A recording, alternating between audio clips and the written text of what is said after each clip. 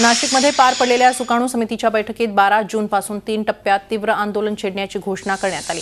3 टप्प्यात हे आंदोलन करण्यात येणार आहे। दुसऱ्या टप्प्यात 13 जूनला रेल रोको करण्यात येणार आहे। तसंच राज्यात मंत्र्यांचे दौरे होऊ देणार नसल्याचा इशारा आहे स्वाभिमानी शेतकरी संघटनेचे खासदार राजू शेट्टी यांनी दिला। तसंच लवकरच सत्तेबाहेर पडणार असल्याचे संकेतही त्यांनी दिले। शेतकऱ्यांचा 7/12 कोरा होईपर्यंत आंदोलन सुरूच राहणार असल्याचा निर्णय सुकाणू समितीच्या बैठकीत घेण्यात आला।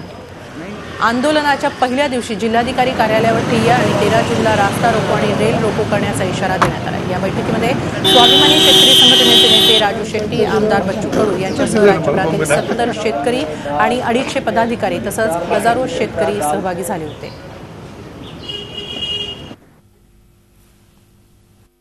अरे तुमचा बाप आणि तुमचं मूळ जर पाहिलं देवेंद्र फडणवीस पासून तर मोदी पर्यंत आम्ही इथं बसणाऱ्याचा आणि इथं उपस्थित असणाऱ्या आमच्या पत्रकार बांधव असून जर सगळ्यांचं मूळ पाहिलं तर तुमचा बाप शेतकरी आहे, विसरू नका।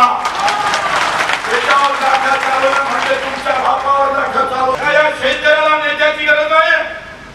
आज उद्या बच्चूकडे असाल नसाल याची पर्वा नाही आहे। तुम्ही स्वतःला कमी समजायचं कारण नाही। आणि जो शेतकरी जमिनीत 4 इंच नांगर घालताना तो सरकारमध्ये सुद्धा घालू शकतं। आजपासून या क्षणापासून एकाही मंत्र्यांना महाराष्ट्रामध्ये कार्यक्रम करून द्यायचा नाही। पहिल्यांदा कर्जमुक्तीचं बोल, आमच्या संपाचं बोल आणि मग इथं काय असेल ते बोलू नाही तर इथं आमच्या गावात येऊन आता तुमची ही भाषणं चालायची नाही हे आता ठणकावून सांगायला पाहिजे। या आंदोलनामध्ये गुंड शिरलेले आहेत। आता आम्ही गुंडासारखं दिसायला लागलो काय आणि गुंडावरचे सोडून शेतकऱ्यावरचे गुन्हे आम्ही मागे घेऊ।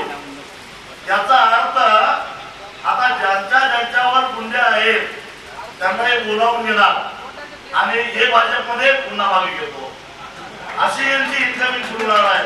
पण हे तुम्हाला सांगतो आता आजपासून तुमच्या भाजपमध्ये काळं कुत्र सुद्धा येणार नाही हे लक्षात ठेवा। तिसऱ्या टप्प्यातलं आंदोलन ज्यावेळी सुरू होईल त्यावेळी एकतर महाराष्ट्रातल्या शेतकऱ्यांचा 7/12 कोरा झालेला असेल नाहीतर महाराष्ट्राचं सरकार पडलेलं असेल अशी परिस्थिती आम्ही दिल्याशिवाय सोडणार नाही। झी 24 तास रहा एक पाऊल पुढे।